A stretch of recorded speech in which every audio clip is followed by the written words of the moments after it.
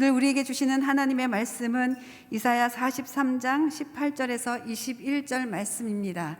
오늘은 교독하지 않고 제가 읽도록 하겠습니다. 믿음으로 말씀 받으시길 바랍니다. 지나간 일들을 기억하지 말라. 과거에 연연하지 말라. 보라, 내가 새 일을 하고 있다.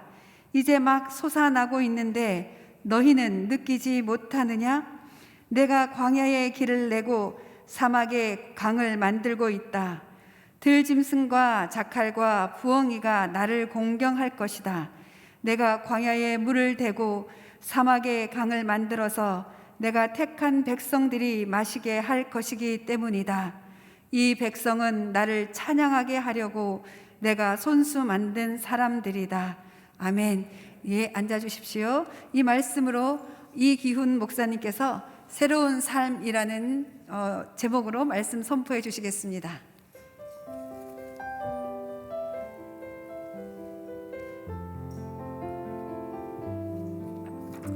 할렐루야. 우리를 초대하신 하나님 앞에 큰 박수로 영광을 올려드리겠습니다. 아멘. 나이가 드니까 머리가 빠지잖아요. 남편들도 저는 중앙에서부터 머리가 빠지고 오래전에 돌아가신 아버지는 앞에부터 뒤로 이렇게 빠지셨는데 여러분의 현재 대형이 우리 아버지 머리 빠짐과 아주 똑같습니다. 앞부분부터 이렇게 뒤로 되어 있어요. 이것도 뭐 탈모의 형태 중에 하나니까 그럴 수 있지만 예배는 조금 거시기 하지 않나 그런 생각이 듭니다. 훌륭하신 조 목사님 대신 오늘 여러분과 같이 말씀을 나누게 돼서 마음에 큰 기쁨이 있습니다. 주제가 뭘까 물어봤더니 1월달 내내 새로운 땡땡 뭐 이렇게 하신다고 그래서 여성 예배에 많은 분들이 2022년은 새롭게 살고 싶어 하는구나 그런 생각이 들어서 새로운 삶에 대하여 여러분과 같이 나누려고 생각합니다. 우리 크리스찬들은 넌 크리스찬들과 비교해서 큰 차이가 있다면 성장한다는 것입니다. 신앙도 성장하고 인격도 성장한다는 거죠. 매년 한 해가 지나고 나이가 들어갈수록 그 나이듦의 표시가 뭐냐 하면 작년에 비해서 금년에 나는 이렇게 영적으로 성장했습니다. 인격적으로 이렇게 성장했습니다. 성장이 없다면 그것은 죽은 신앙과 마찬가지죠. 성령님은 살아계신 분입니다. 성령이 역사하시는 곳엔 언제나 놀라운 일이 일어나죠. 변화가 일어나고 도전을 받고 성장하고 성숙해지는 일들이 있죠. 그것처럼 여러분들이 성령님과 함께 살고 있다고 하면 매년 눈에 보이게 때로는 보이지 않게 변화, 성장이 일어나야 한다. 그래서 이 2022년도에 나는 어떤 모습으로 영적인 성장을 이룰 것인가? 나는 작년과 달리 올해는 어떤 새로운 삶을 살게 될 것인가? 이런 눈을 가지고 올 한 해를 시작해야 되리라고 생각을 합니다. 오늘 본문 말씀은 불신앙과 불순종으로 타락한 이스라엘, 그래서 하나님께서 그들에게 심판을 예언하셨습니다. 현재 이 말씀이 기록될 때의 이스라엘은 완전히 실패한 나라, 소망이 1도 없는 나라, 모든 백성들이 왕으로부터 시작해서 죽음을 기다리고 있는, 마치 코로나 때문에 우리나라뿐 아니라 세계 많은 나라들이 위축을 받고 눌려 살고 있는 것처럼, 소망이 없어 보이는 것처럼 이 당시에도 그런 상태에서 하루하루를 살아가고 있었습니다. 낙오자들로 득실거렸고요. 불신앙과 불순종 때문에 하나님이 내리신 징계의 매를 맞고 있었고, 그러나 그보다 더 심한 마지막 심판을, 멸망을 앞두고 있었고, 그러니까 모든 것이 절망적인 상황. 그래서 온 백성들이 신음을 하고 있던 상태에서 놀랍게 이사야 선지자를 통해 구원과 소망의 말씀을 주셨던 것입니다. 3년차 코로나 시대를 우리가 맞이하고 있는데 우리에게도 이런 이사야의 말씀이 필요하다고 생각했어요. 우리에게 구원을 주고 소망을 주는 말씀이 필요하다. 넌 크리스찬들과 비교해서 볼 때 이러한 암울한 상황이지만 그래도 우리에게는 이런 소망이 있고 이런 하나님의 구원이 있습니다. 뭔가 분명히 다른 태도를 가지고 한 해를 살아가야 한다고 생각합니다. 우리가 붙잡아야 할 하나님의 소망의 말씀, 그것이 무엇인가? 크게 두 가지 말씀이 있는데요. 그 첫 번째 말씀을 18절에서 발견할 수 있습니다. 18절 말씀 함께 읽어보겠습니다. 시작. 지나간 일들을 기억하지 말라. 과거에 연연하지 말라. 아멘. 첫 번째 주시는 말씀은 지나간 일들을 기억하지 말고 과거에 연연하지 말라. 사람은 과거로부터 지혜를 배우죠. 지나간 일들로부터 마음의 위안을 얻습니다. 그러나 여기에서 주시는 지난 일들, 과거란 나쁜 경험을 이야기합니다. 불신앙했고 불순종해서 죄를 범하고 실수했던 과거, 그 실수 때문에 매도 맞고 상처도 있고 아픔을 겪었던 그 과거, 그 과거에 연연하지 말아라. 자, 우리가 새로운 인생을 사려면 첫 번째, 과거에 연연해서는 안 된다. 라떼를 늘 즐겨서는 안 된다. 그때 라떼는 말이야, 내가 처음 시집 왔을 때 요즘 며느리들은 아무것도 아니야. 우리 시어머니 같은 분한테 한번 당해봐. 뭘 그게 힘들다고 그래? 뭐 그런 거 있잖아요. 라떼를 마시지 말아라. 커피는 마실 수 있어도 과거의 아픈 경험들, 과거의 상처, 그것에 연연하지 말아라. 다른 말로 표현하면 얽매이지 말아라, 그런 뜻입니다. 물론 과거의 좋은 경험들, 하나님이 베풀어 줬던 기적과 같은 역사들, 은혜들, 사랑들, 이것은 우리가 기억을 해야 되죠. 마음에 담아야 되죠. 그리고 오늘날 그와 같은 일을 경험했을 때 하나님께서 하신 과거를 기억하면서 오늘을 이겨내는 약이 될 수 있는 거죠. 신명기 말씀해 보면 하나님께서 출애굽할 때 이스라엘 백성들에게 공급하셨던 그 놀라운 일들을 절대 잊어버리면 안 된다, 그런 권면을 하죠. 그러나 이사야가 여기서 과거에 연연하지 말라고 하는 것은 너의 삶을 어렵게 하고 힘들게 하고 고통스럽게 하고 절망스럽게 만들어주는 그 과거, 그것에 연연하지 말아라. 그러면 새 일을 살아갈 수가 없다는 거죠. 특별히 왜 과거의 그 아픈 기억에 연연해서는 안 되는가? 두 가지 이유가 있기 때문에 그래요. 그 첫 번째는 자신을 과거에 가두어 놓기 때문입니다. 이것은 죄의 특성입니다. 죄책감이란 무엇이냐면 나를 그 죄에 붙잡아 놓는 거예요. 이게 죄책감이죠. 여러분, 죄책감이 불러일으켜지면 과거 했던 그 실수, 죄로 내가 다시 돌아가서 그 죄에 얽매여 있게 되는 거예요. 자유함이 없어요. 늘 눌림만 있어요? 하나님 앞에 항상 죄인으로만 인식하며 살게 돼요? 이것은 건강한 크리스찬의 모습이 아니죠. 이 과거에 얽매이게 하는 것은 죄의 특성입니다. 또 자신을 과거에 가둬두는 요소가 있는데 그것이 뭐냐면 상처예요.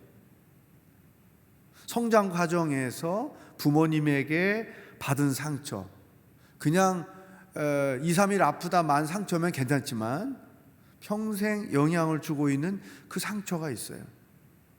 내 삶에 치명타를 입혔던 아버지의 실수, 엄마의 실수, 아니면 언니나 오빠의 실수, 학교에서의 실수, 이런 상처는 항상 우리를 과거에 가두어 놔요. 제 안에 과거의 상처가 하나 있어요. 그 교실의 모습이 제 기억에도 생생합니다. 중학교 1학년 때죠. 미술 시간에 그림을 그리잖아요. 그 시기 주어진 시간에. 그리고 나서 1분단부터 교탁 이렇게 턱 있잖아요. 거기다 스케치북을 쫙 나란히 놓으면 노처녀 그 미술 선생님이 뭐 짧게 한 마디씩 코멘트를 한단 말이죠. 이렇게. 이제 우리 순서가 됐어요. 저도 올려놨어요. 그 노처녀 히스테리가 많으신 선생님이 뭐라고 평가를 했냐면, 이기훈, 너 저걸 그림이라고 그린 거야? 그 이후로 저는 펜을 놨습니다. 아니, 붓을 놨어요. 붓을. 그리지 않고 그림을 감상하는 사람으로 바뀌었죠. 그래서 이 미술 그림 그러면 제일 먼저 뭐가 떠오르냐, 그때 그 장면, 교실 교탁에 있던 그림, 그리고 희미한 그 선생님의 코멘트가 생각이 나죠. 그러면서 나 같은 게 뭘 그림을 그려, 이러고 마는 거죠. 스케치북을 2번이나 사놨다가 한 번은 물감과 함께 버리고, 여보 하지도 않을 걸 왜 사놓고 이렇게 집안에 굴러다니게 해요? 알았어요. 그래서 구디스토어에 갖다 줬어요. 작년에 가을에 또 가가지고 내가 이번에는 그냥 쉬운 뭔가를 내가 그려버리라 하고 사다 놨습니다. 지금 집에 있어요. 근데 그거 살 때 항상 그 선생님이 떠오르고 그 교실이 떠오르는 거야. 나 같은 게 뭔 그림이요? 아니요, 그래도 해봐야지. 상처의 특징은 나로 하여금 과거에 가두어 놓는다는 거죠. 여러분, 우리가 요즘에 이제 텔레비전에 보면 상담 프로그램들이 제법 생기잖아요. 또 막상 저도 그런 상담과 프로그램을 해 보니까 성인이 되었어도 과거에 받은 상처, 아니면 신혼 초에 남편에게 받은 상처를 안고 수십 년을 살아가는 사람들이 너무나 많다는 거죠. 아니면 과거에 자기가 실수로 인하여 일어났던 일들, 실패, 그런 것 때문에 낙심한 상태로 살고 있는 사람들이죠. 또는 과거에 사랑하는 아이를 병으로 잃어서 그 아이에 대한 사랑과 아픔 때문에 힘들게 살지만 너무나 많은 세월이 지났어도 여전히 그 상처, 아픔에 얽매여 오늘을 살고 있는 거죠. 이런 케이스가 너무나 많다는 거예요. 성인 아이라는 말 많이 들어봤잖아요. 성인 아이가 뭐냐? 어릴 때 받은 상처가 성인이 됐는데도 그 삶 가운데 그대로 나타나는 거예요. 이런 과거에 얽매이게 되면 항상 오늘이 아닌 과거에 자기 자신이 얽매여 있다는 거죠. 여러분은 부모님께 받은 상처 때문에 오늘에도 영향을 받고 있는 그런 것이 혹시나 없을까요? 어떤 형제가 결혼을 했는데 도대체 집안일을 안 하는 거예요. 아내가 너무 힘든 거죠. 왜 우리 남편은 이렇게 집안일을 안 도와줄까? 애가 생겼어요. 할 일이 더 많잖아요. 근데 안 하는 거예요. 이 남편은 왜 집안일을 안 하는가? 이 미국 얘기입니다. 미국의 가정의 얘기. 어릴 때 엄마가 상 좀 차려라 그러면은 테이블 세팅을 하는 거예요. 냅킨 해서 넣고 뭐 스푼과 수프, 나이프 이렇게 놓고 해놓으면은 엄마가 와서 이건 이렇게 하는 거 아니야? 다 뒤집어 놓는 거죠. 이렇게 저렇게. 한 번 그랬어요. 두 번 그랬어요. 세 번 그랬어요. 그러니까 상을 차리는 것에 있어서는 항상 엄마한테 야단만 맞는 거예요. 그러니까 어떤 생각을 했느냐? 내가 엄마가 시키는 것을 하고 야단을 맞는 것보다 안 하고 야단 안 맞는 게 훨씬 낫다. 안 하는 거죠. 결혼을 했어요. 그래, 나는 집에서는 그랬지만 결혼했으니까 아내를 사랑하니까 열심히 집안일을 도우며 해야지. 어느 날 빨래가 걷어져서 빨래를 이제 갰어요. 그랬더니 아내가 여보 이건 이렇게 하는 거 아니야 하고 다 흐트러 놓고 새로 시작하는 거예요. 그때에 자기 엄마가 아내에게 보인 거예요. 잘 해보고 자기 역할을 감당하며 살기로 혼자 마음을 추스리고 첫 번 그 일을 했는데 이렇게 개는 거 아니야. 이런 거 갤 줄도 몰라? 그리고 아내는 아무 생각 없이 그냥 그렇게 한 말이지만 남편에게는 그게 과거의 트라우마가 다시 불러일으켜진 거죠. 그래서 똑같은 생각을 한 거예요. 집안일 하다가 아내한테 야단 맞느니 안 하고 야단 안 맞는 게 훨씬 낫다. 그러니까 집안일을 전혀 안 하는 거예요. 이게 성인 아이예요. 과거에 얽매여 살게 하는 거죠. 이사야 선지자가 이스라엘 백성들에게 과거에 연연하지 말라. 너희들의 과거의 실수, 죄, 죄책감, 연약함, 하나님의 심판 그런 사실에 대하여 얽매이지 말라. 그렇지 않으면 너 자신을 과거에 늘 가두어 둔다. 결혼 초에 상처를 제일 주고 많이 받잖아요. 그렇죠? 특히 아내들이 임신을 했을 때, 입덧이 심할 때, 또 애를 낳았을 때 가장 여인으로서 힘들 때에 남편이 한 실수를 평생 안 잊어버려요. 그리고 남편을 공격할 때 평생 써먹어야죠. 저 양반은 내가 애 낳을 때 어디 지 친구들하고 여행 갔었어. 네 아버지가 어떤 사람인 줄 알아? 너 낳았을 때 엄마가 힘들어 죽었는데 자기 좋다고 친구들하고 여행 간 사람이야. 골프 치러 간 사람이야. 그러고 나서 애 낳네? 집에 와서 그랬어? 예를 들면 그 이상하다. 여자들은 왜 그런 걸 안 잊어버릴까? 남자들은 웬만하면 다 잊어버리는데. 그렇게 생각했는데 사람이 힘들고 어렵고 가장 중요한 순간에 갖게 되는 경험은 자동적으로 입력이 돼서 평생 잊어버려지지가 않는 거죠. 그런데 또 다른 면으로 생각해 보는 거예요. 그때 그 상처를 가지고 계속 20년, 30년 동안 결혼 10주년에도 그 생각이 있어, 30주년에도 그 생각이 있어, 50주년에도 그 생각이 있어. 이제는 손주들한테 네 할아버지가 어떤 할아버지인 줄 알아? 네 엄마 낳았을 때, 네 아빠 낳았을 때 계속 써먹는 거죠. 그거는 자신도 과거에 가두어 놓을 뿐이 아니라 자기 남편도 자기들의 관계도 일생의 요만한 실수인데 그것을 과거에 가두어 놓는 것이다. 그렇게 해서는 절대 새 일을 볼 수가 없다 하는 거죠.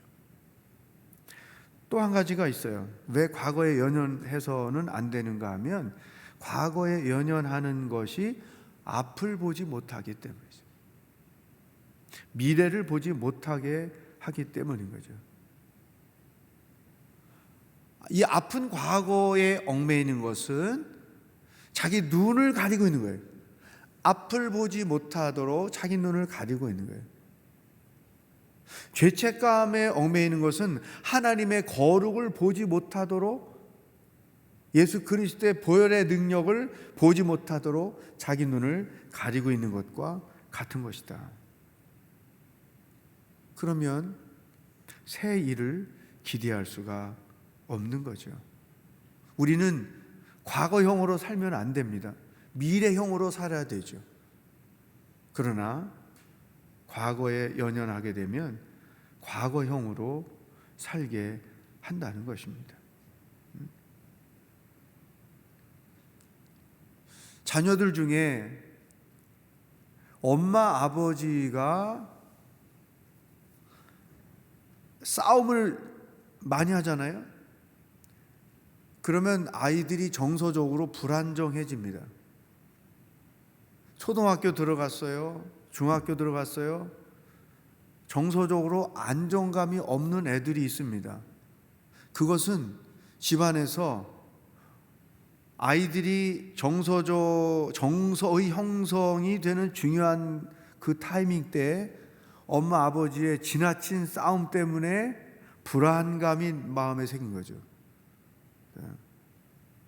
아이들의 가장 치명적인 아픔을 주는 게 엄마 아버지의 싸움이에요. 나 때문에 싸운다. 죄책감 갖게 되고, 또 엄마 아빠를 미워하는 자신에 대하여 또 자신을 미워하게 되고, 이런 복잡한 일들이 부모의 싸움 밑에 형성이 되는 거예요. 그래서 그런 훈련 받을 때 싸워도 애들 없을 때 싸우다 그러잖아요. 사실은 어렵단 말이죠. 특별하게 지혜로운 부부가 아니고선 그게 쉽지 않아요. 그래서 저는 어떻게 강의하느냐, 애 앞에서 싸우는 모습을 보여줬으면 화해하는 모습도 보여줘야 된다. 그래야 그게 아이에게 상처가 안 되지, 싸우는 모습만 보여주면 상처로 남아있게 되는 말이죠. 그런데 놀라운 것은 가정의 행복을 모른 채 성장하면 결혼관에 심각한 문제가 있어요. 우리 엄마 아빠 같이 살까봐 나는 결혼 안 한다. 여러 가지 결혼을 못하는 이유가 있지만 그 중에 하나, 자신이 없는 거예요. 엄마 아빠처럼 산다는 것은 내게 용납할 수 없다. 차라리 나는 혼자 사는 게 좋다. 그러니까 과거의 성장 과정에서 형성되었던 생각이 30살, 40살 성인이 되어도 그 사람의 생각을 지배하고 있는 거죠. 그러니까 결혼을 통해서, 가정을 통해서 하나님이 하실 새 일은 볼 수가 없는 거죠. 혼자 사는 것보다 건강하게 가정을 이루어서 함께 사는 게 얼마나 행복한지 새 일을 볼 수도 없고 기대할 수도 없는 거죠. 나는 과거형이냐 미래형이냐 생각해 봐야 되는 것입니다. 그 운동 선수들 중에 이 팀으로 하는 뭐 축구다, 야구다, 농구다, 강팀과 약팀의 차이가 있다고 그래요.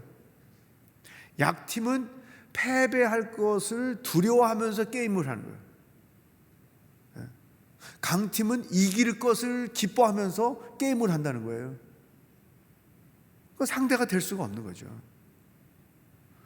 해봤자 또 질 거야라는 패배의식을 가지고 과거형으로 사는 자들에게는 승리라는 새로움이 올 수가 없는 거죠. 승리의 기쁨을 기대하며 운동하는, 게임을 하는 팀에게는 그것이, 기쁨이, 승리가 현실적으로 다가오는 거죠. 자, 하나님께서 지나간 일들을 기억하지 말고 과거에 연연하지 말아라, 이렇게 말씀을 주신 이유가 다 여기에 있는 것입니다. 사랑하는 여러분, 너희가 새 일을 행하기를 원하느냐? 내가 행하는 새 일을 너희들이 보기를 원하느냐? 내가 너와 너희 가정과 너희 자녀들을 위하여 준비한 새 일 행하는 것을 너희가 보기를 원하느냐? 그러면 과거에 연연하지 말아라. 과거의 실수로 오늘의 모든 것들을 덮지 말아라. 과거의 상처로 오늘의 모든 것들을 판단하지 말아라. 말씀하시는 것입니다. 그래서 자신의 발목을 잡는 과거를 벗어나기 위해서, 혹은 상처나 트라우마를 벗어나기 위해서는 세 가지 구체적인 방법을 여러분에게 소개해드리고 싶습니다. 첫 번째는 내 삶에 영향을 주고 있는 것이 무엇인지를 알아야 합니다. 긍정적인 영향, 부정적인 영향, 좋은 영향, 나쁜 영향, 미래로 나가게 해주는 영향이냐, 과거에 얽매이게 하는 영향이냐, 상관없어요. 오늘 내 삶에 중요한 영향을 주고 있는 그것이 무엇인가, 이것을 판단해야 됩니다. 두 번째는 과거에 나에게 영향을 주고 있는 과거의 그 일에 대한 해석을 다시 해보는 거죠. 영적인 의미를 새롭게 붙여보는 거예요. 남편이 내게 준 상처가 있어요. 엄마가, 아버지가 내게 준 상처가 있어요. 선생님이 내게 준 상처가 있어요. 그러면 그 상처가 나에게 이런 영향을 주었지만, 또 한 면으로 보면 그것이 내게 끼치는 영적인 영향이 어디 있을까? 저는 노처녀 미술 선생님으로부터 무시당한 경험을 통해서 그림 보는 것을 좋아하게 됐어요. 그래서 미술관, 제가 보고 싶은 전시회가 열리면 아내와 함께 늘 갑니다. 해외 갈 기회가 있어도 그 지역의 미술관을 항상 찾아갑니다. 일본 가보니까 우리나라보다 훨씬 수준 높게 미술관을 운영하고 있고, 또 우리나라에서 좀처럼 보기 쉽지 않은 그림들을 많이 소유하고 있고 전시를 하고 있어요.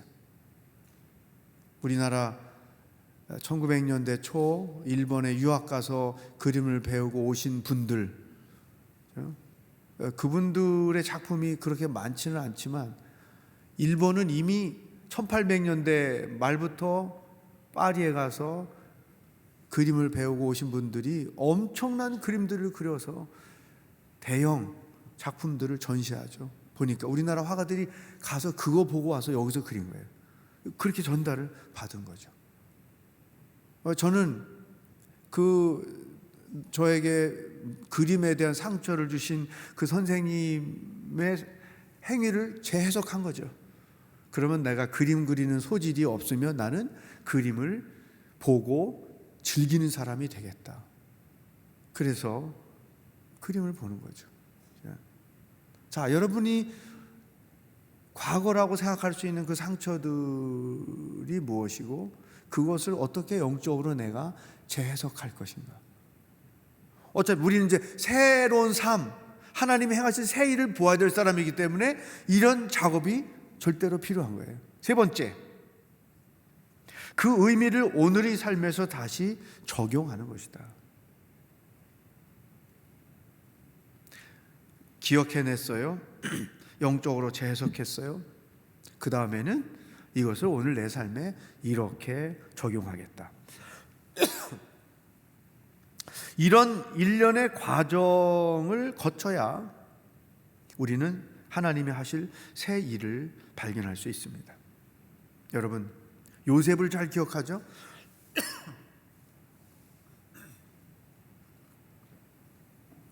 요셉이 형들에게 받은 그 상처, 어쩌면 평생 그 상처에 얽매여 살 수 있었겠죠. 사람으로 태어나서 어떻게 그럴 수 있어요? 동생을 죽이려다가 안 되니까 팔아버리고. 응? 나보다 기구한 인생이 어디 있는가? 요셉은 형들에 대한 복수심으로 가득 찼을 거고, 언제 기회만 와라, 내가 애굽을 탈출해서 고향으로 돌아가서 복수하겠다, 이럴 수도 있을 것이고, 반대로 형들로부터 팔린 주제에 내가 인생이 그런 거지 뭐, 그냥 이렇게 살다 죽는 거지 뭐, 그래 보디발 집에서 평생 노예로 살자. 저 주인 아줌마가 자꾸 찝쩍대는데 뭐 들어주고 시민권 하나 달라고 그러고 집 하나 달라고 그러고 뭐 이렇게 살자, 뭐 이렇게 얼마든지 생각할 수 있잖아요. 근데 놀라운 것은 그는 과거에 연연하지 않았다는 거예요. 자기가 겪은 상처는 하나님이 하실 새 일의 과정이었다, 영적 의미를 다시 부여한 거죠. 그리고 당신들이 나를 보낸 게 아니라 하나님이 나를 먼저 보낸 것입니다. 그래서 과거로부터 완전히 벗어나게 된 거죠. 우리에게도 이런 과정이 필요하다. 죄송합니다.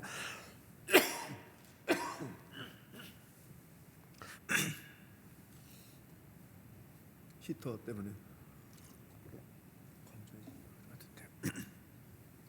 두 번째, 두 가지 말씀 중에 두 번째 말씀은 19절 20절에 있습니다. 19절 20절 한번 읽겠어요. 시작. 보라, 내가 새 일을 하고 있다. 이제 막 솟아나고 있는데 너희는 느끼지 못하느냐? 내가 광야에 길을 내고 사막에 강을 만들고 있다. 들짐승과 자칼과 부엉이가 나를 공경할 것이다. 내가 광야에 물을 대고 사막에 강을 만들어서 내가 택한 백성들이 마시게 할 것이기 때문이다. 이 백성은 나를 찬양하게 하려고 내가 손수 만든 사람들이다. 여러분, 상상할 수도 없는 말씀을 하시는 거예요. 사막에 어떻게 강이 생길 수 있어요? 예? 지금이야 뭐 그 과학이 발달했기 때문에 우리나라 그 건설사들이 그 리비아 뭐 이런 데 가서 그 만들었잖아요. 물줄기를 사막으로 통할 수 있도록 이런 거. 그러나 이 당시는 삽도 없는 시대인데 어떻게 사막에 광을 만들고 광야에 길을 내고 이렇게 어떻게 가능하냐? 하나님께서 놀라운 것은 심판받게 될 그들을 위하여, 심판만 계획하시고 말씀하신 것이 아니라 그들을 위하여 행하실 새 일까지도 같이 준비하고 계셨다는 거예요. 이게 대단한 거죠. 그러니까 엄마들이 애가 뭐 그 학원 간다고 해놓고 안 갔어요. 선생님한테 전화가 왔어요. 지금 애가 안 왔다고. 막 화가 나죠. 돈이 얼마인데 지금 그럴 때가 아닌데, 이놈 자식 들어오기만 해봐라. 뭐 화가 나서 야단을 치려고 하는데 손으로는 뭘 하고 있어? 애 먹이려고 음식을 만들고 있어.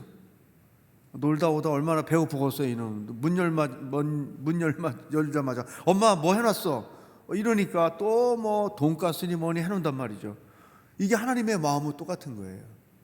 불신앙과 불순종 때문에, 하나님의 정의함 때문에 그들을 야단을 치고 심판하지만 그분의 사랑 때문에 그들을 위한 생명의 길을 또 만들어 놓는 거예요. 그러니까 이것에 얽매이면 하나님이 행하실, 이루어 놓으실 이 새 일을 볼 수가 없는 거예요. 그래서 우리가 해야 될 두 번째 일은 믿음의 눈으로 하나님이 하실 새 일을 볼 수 있어야 되는 거죠. 2022년 여러분의 개인, 여러분의 가정, 여러분들의 자녀들에게 하나님께서 행하실 일이 무엇인가? 그것을 바라볼 수 있는 눈이 필요하다는 거죠.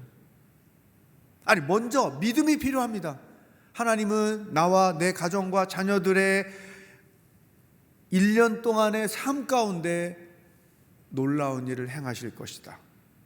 이 믿음이 절대적으로 필요한 거예요.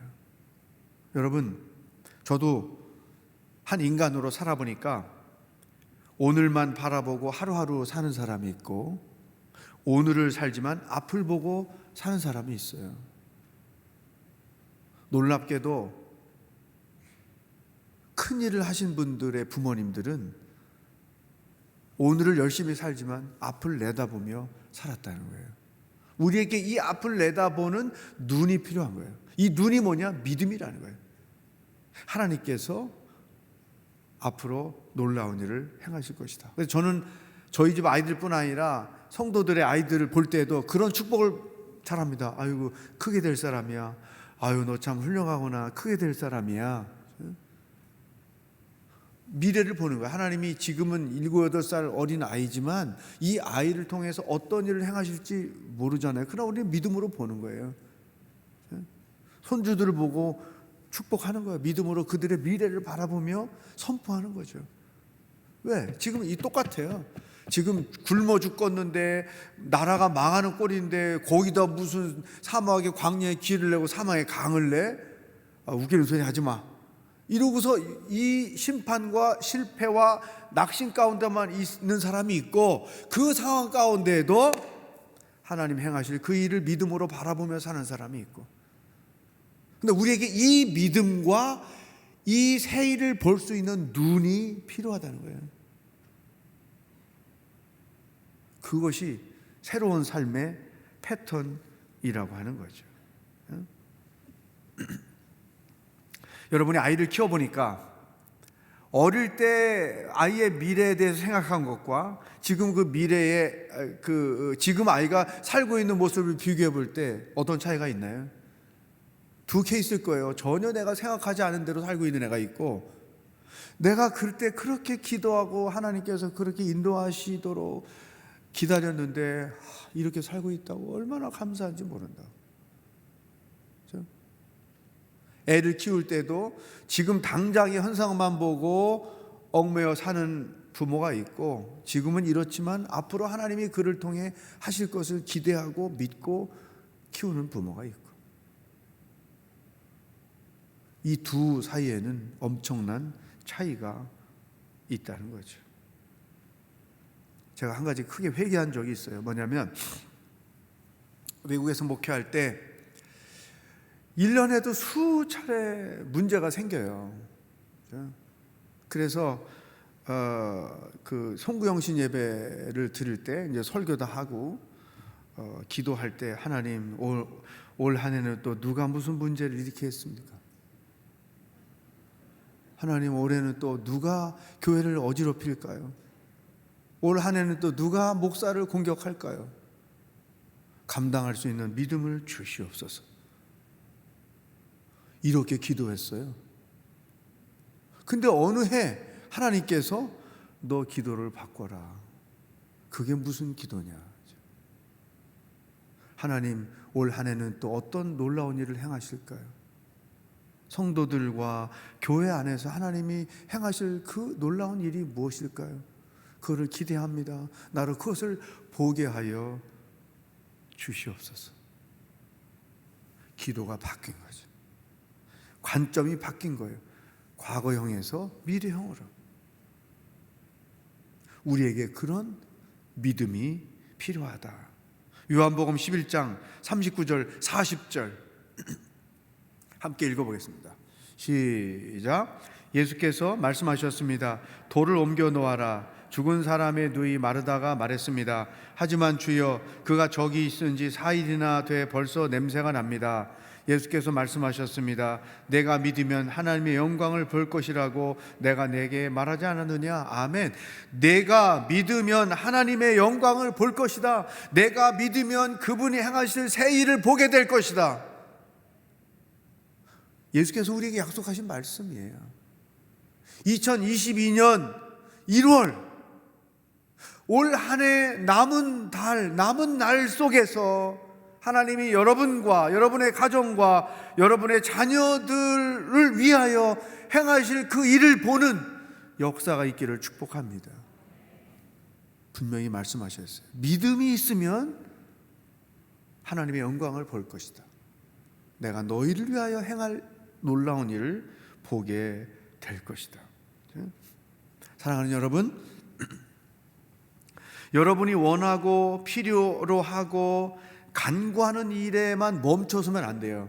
여러분의 그 기대와 여러분의 소망이 여러분의 수준으로만 제한되어 있으면 안 됩니다. 하나님을 제한시키면 안 돼요. 내 생각과 기대를 뛰어넘어 역사하시는 하나님의 그 일, 그러니까 하나님의 새 일이라고 그럴 땐 항상 내가 원하는 대로 하실 것, 이렇게 멈춰 있어요. 이건 아닌 거예요. 하나님은 그런 수준이 아니에요. 하나님이 내 수준으로 노십니까? 아니에요. 그분은 그분의 수준대로 노시는 분이에요. 그렇다고 하면 상상할 수도 없는 광야에 길이 내고 사막에 강이 되는 하나님 수준의 행하실 새 일, 그거를 믿고 그거를 기대하라는 거예요. 올 1년 동안 여러분 12월 마지막 주일날 올 한 해 동안 하나님이 나와 내 가정과 자녀들의 삶 가운데 행하셨던 새 일 뭔가, 그거를 고백하는 시간을 가지면 좋아요. 12월 마지막 주 수요일 날 내가 설교하면 안 되나요? 그거 좀 확인해 보게.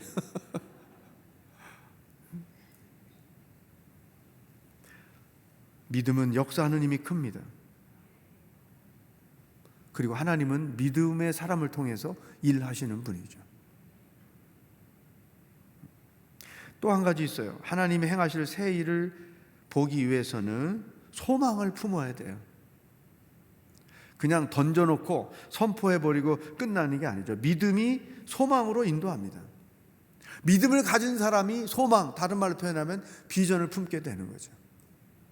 구체적으로 그 일이 무엇인지는 알 수 없지만 하나님이 하실 그 일을 나의 비전으로 품는 거예요. 물론 거기에는 구체적인 게 있겠죠. 우리 딸이 이제 30이 중반이 됐는데 금년 안에 하나님이 믿음 좋은 남자를 만나서 시집가게 하실 일, 이것도 거기 포함이 되겠죠. 그렇죠? 애가 취직하는 거, 학교 가는 거. 그런데 여러분이 품을 것 중에 이것들은 사실은 제일 밑에 있는 거예요. 더 품어야 될 게 뭐냐면 건강한 사람으로 사는 거예요. 어디 가도 자기 역할을 잘 감당하며 사는 사람, 어디 가도 예수님처럼 하나님과 사람들에게 사랑받는 사람으로 사는 것, 어디 가도 하나님의 은혜를 알고 사랑 안에 머물며 사는 것, 이것이 더 중요한 거예요. 이것이 잘 있으면 나머지 여러분이 소망하는 그것은 따라가게 돼 있는 거예요. 좋은 신랑감을 만나려면 자기가 좋은 사람이 되어야 한다고 그러잖아요. 좋은 아내를 만나려면 자기가 좋은 남자가 돼야지. 이거 없이 좋은 것만 기대해야 한다. 이건 잘못된 거죠. 예? 그러니까 여러분이 기대하는 것, 하나님이 하실 새 일의 폭을, 광야에 길 내는 것, 사막에 강을 내는 것까지, 그 수준까지 확대해 가야 한다는 거죠. 빌립보서 1장 6절, 우리에게 또 이런 약속의 말씀을 주셨어요. 시작. 여러분 안에서 선한 일을 시작하신 분이 그리스도 예수의 날까지 그 일을 성취하실 것을 나는 확신합니다. 아멘. 여러분 믿습니까? 내 안에서 새 일을 시작하신 하나님이 그리스도 예수의 날까지, 금년 말까지, 그분의 때가 이를 때까지 반드시 이루실 줄을 나는 믿습니다. 여러분, 놀랍게도 아이들을 양육하고 아이들이 장성한 모습에서 지나간 아이들을 양육했던 그 세월을 돌이켜보면 성경 말씀대로, 성경에서 약속하신 대로 이루신 일들이 너무나 많잖아요. 하나님은 말씀만 하시는 분이 아니고 말씀대로 행하시는 분이다. 이게 얼마나 놀라운 일인지 몰라요.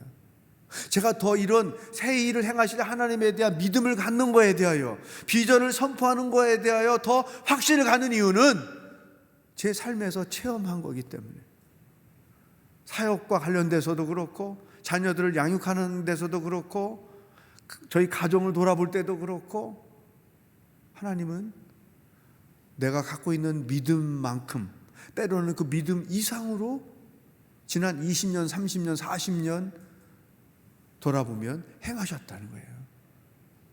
그러니까 이 사도 바울은 자기 자신이 하나님과의 관계에서 이런 역사들을 체험했기 때문에 이런 말씀을 쓴 거 아니죠. 반드시 이루실 줄을 확신하노라.